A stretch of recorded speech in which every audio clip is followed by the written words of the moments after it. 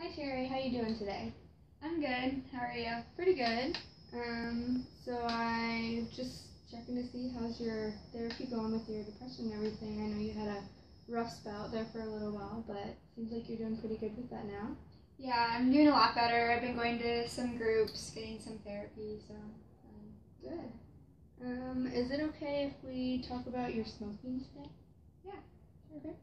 Do you want to just tell me a little bit about it? How much you're smoking? How long you've been smoking?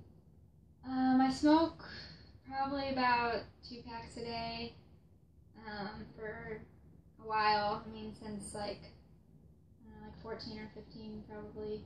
I don't know. Do you remember why you started smoking? Oh gosh, probably. I mean, I can't remember exactly, just because all my friends were just what everyone was doing. You just I don't know. kind of got led into it. Yeah, I never thought it would be like, you the first time, but I don't know. Everyone else was doing it, and still most of my friends do. So. Yeah, okay. Have you noticed any symptoms that it's having on your life or any impact?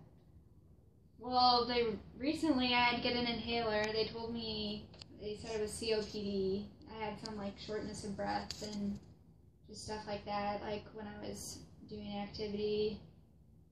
That's really the only health thing that I've had with it, but I don't know, my brother's been kind of on my back about it. He has a daughter and he won't let me see her when I'm smoking, and smoking 2 packs a day. How old is she? She's 6.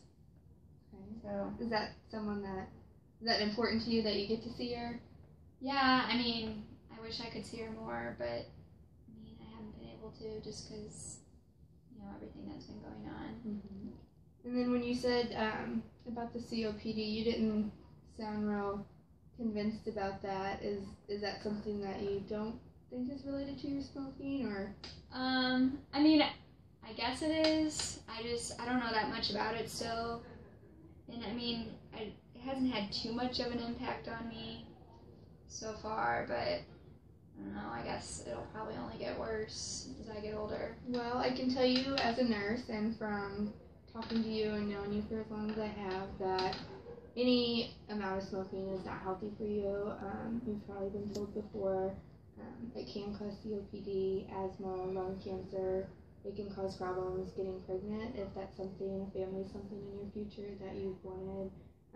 Heart attacks, there's just a long list of proven health detriments, and so it concerns me that to see you smoking this much, and if it's okay with you, I'd like to give you a little advice. Yeah, sure. Okay. So this is called a readiness ruler. Right now, on a scale of 0 to 10, 0 being not now and 10 being right now, how ready would you say that you are to quit today? Probably like a 1 or 2. Okay, and why would you say that? Just because, I don't really feel like right now is really like the best time with all my depression and things going on. Like, I just feel like it's not really the time to be adding more stress to my life. Okay, so I don't really feel like it's understandable. That's a big concern. Like I said, I know that you have struggled with depression, and that's something that's been really hard for you, that it seems. But you seem to be doing really well. We're really proud of your progress that you made here, and you've made some great strides since you've been in our program.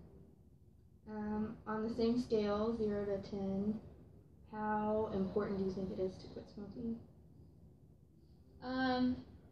Probably the same, like a 2 or a 3. It's important to quit for my health, but I think right now, like, there's things that are more important, like my mental health and my depression and that kind of thing. So you think that handling your depression would be more important than, like, your lungs and that? At least right now. Right now. Like, maybe in the future when I, can be more of a focus. Okay. So how long do you think it would take for you to shift your focus from your depression to your smoking habits? Maybe a year or 2. A year or 2? Okay. So, can you tell me some of the pros and benefits that you have from smoking? Why do you like it? You've said that you know that there are health consequences, but you just aren't ready right now. What do you benefit from smoking? I think it just helps relax me when I'm feeling upset about something. It's a way, like when I'm with my friends, it's kind of like a socializing thing. Do most of your friends smoke? Yeah, most of them. Do you think that impacts you smoking? Yeah, if I'm out and everyone's like, oh, I'm gonna go outside for a smoke. It isn't. That's usually when I go out and smoke too. Mm-hmm. So, do you think it would help you if you were surrounded by people that didn't smoke? Would that encourage you to stop smoking as well? Probably be easier to quit. Yeah. What are the cons of smoking other than the health benefit or the health effects? Yeah, the COPD. My dad had lung cancer, so that's always kind of like a worry. Not getting to be with my niece very much. How long has your father been diagnosed with lung cancer? He, 5 years ago, he had lung cancer. So. I'm sorry to hear that. So if you were to quit, what would be the pros of quitting? What would you gain from that? Money. Wouldn't spend so much money on cigarettes. That's always a good sign. Yeah, always use more money. I'm getting to spend more time with my niece. Seems like something that's really important to you. Yeah, it would make my brother happy, make my niece happy. So, can you think of anything that you could do to start trying to quit or cut back? I know you said that you don't know if you're quite ready to just completely stop, but can you think of something small maybe that would help? I'm trying to think. Maybe if I spend more time with my niece, and I know I can't smoke when I'm with her, maybe that would help me.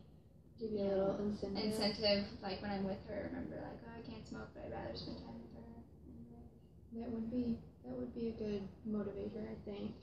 It sounds like you have some pretty good goals that you want to achieve. You want to keep your depression under control, and seems like you want to keep on living a healthy life, live long, and spend a lot of time with your niece.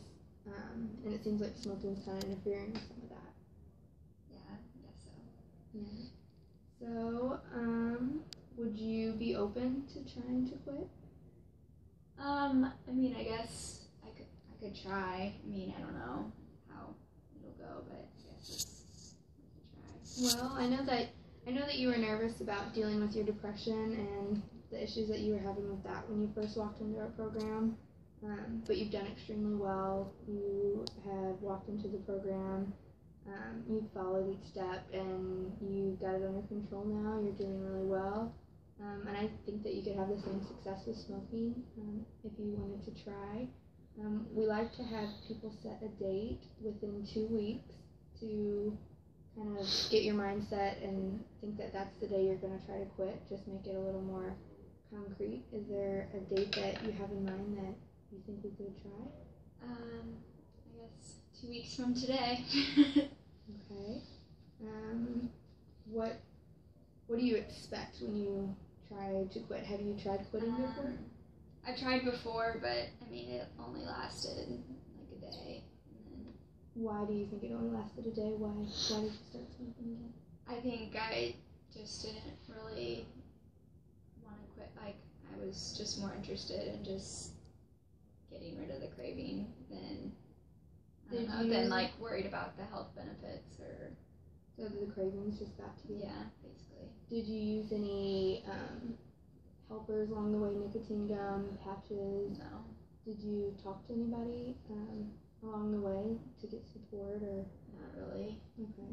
So can you think of anyone in your life now that would support you if you tried to quit?